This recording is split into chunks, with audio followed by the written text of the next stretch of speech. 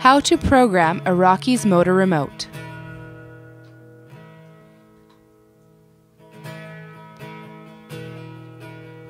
Rockies 3-inch motor kit comes with a programmable remote with 2 sets of buttons. This allows you to program 2 motors to one remote.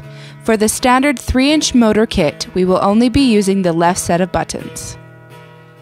To program the remote, hold the button on the motor and press the top left button on the remote. The light will blink and the motor will start to turn.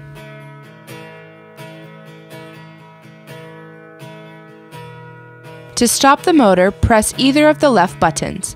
To reverse direction, press the bottom left button. Using the remote allows you to stop and start the reel while you are putting the cover on and off.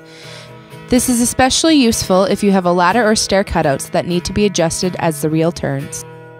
If the remote ever stops communicating with the motor, simply redo the programming steps.